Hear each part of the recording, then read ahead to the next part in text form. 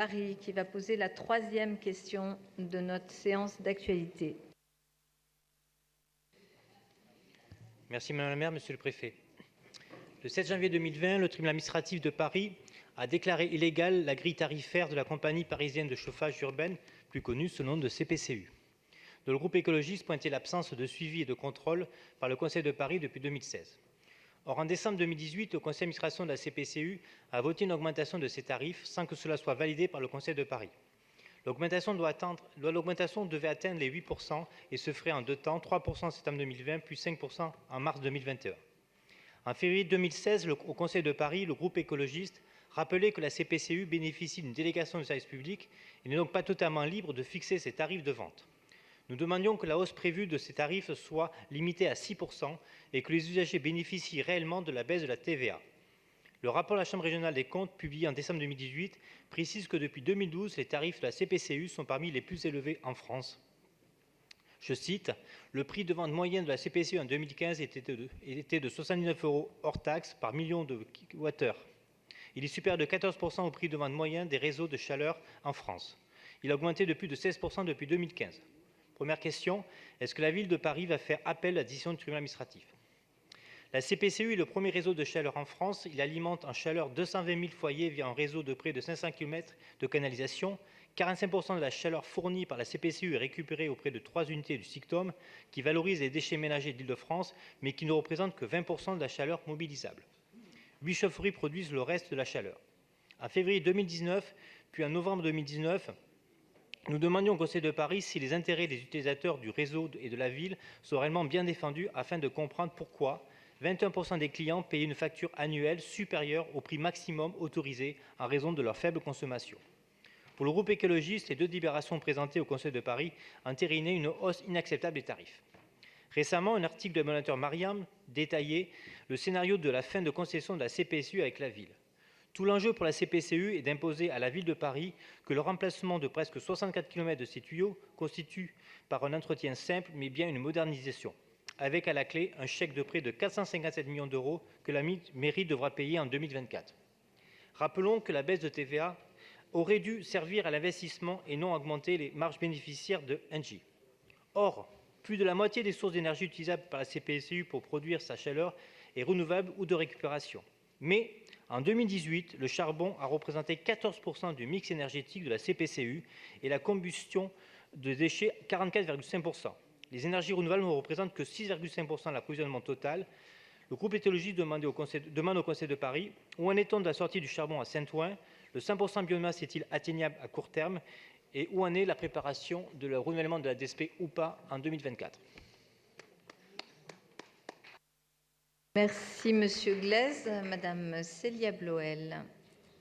Merci Madame la maire. Je dois dire que je me réjouis de constater que la question de nos politiques énergétiques s'invite jusque dans notre dernier Conseil de Paris, tant elle est centrale si on veut atteindre nos objectifs en matière de transformation écologique de la ville.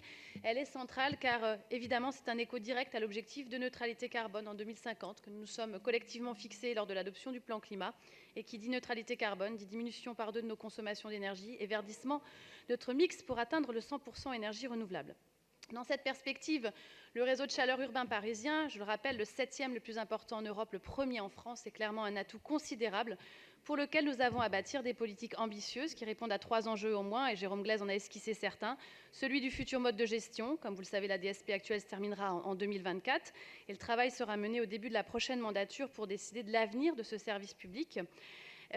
Deuxième élément, celui de l'investissement et a fortiori celui de l'évolution technologique du réseau. Là aussi, vous en avez parlé. Sur ce sujet, les défis sont considérables. Je tempérerai quand même votre propos en redisant ici ce que j'ai déjà dit dans un précédent Conseil de Paris. L'article de Marianne n'est pour moi en rien une référence dans ces réflexions. Je me réfère plutôt à tous les audits et audits environnementaux, financiers et discussions que nous avons pu avoir ensemble au sein de la commission de contrôle de la CPCU pour bâtir la stratégie à venir, tant l'article de Marianne est mal documenté sur ces éléments. Enfin, il y a la question de l'évolution tarifaire pour maintenir ce réseau abordable et attractif pour les usagers, mais aussi soutenable pour réaliser l'entretien et les investissements. Sur ce sujet plus particulier, je voudrais quand même rappeler la situation. Le tarif a effectivement évolué à la baisse d'abord, puisque nous avons atteint les 50% d'énergie renouvelable dans le mix de la CPCU, ce qui nous a permis d'opérer une baisse de la TVA sur la facture des Parisiens, en moyenne de 2%.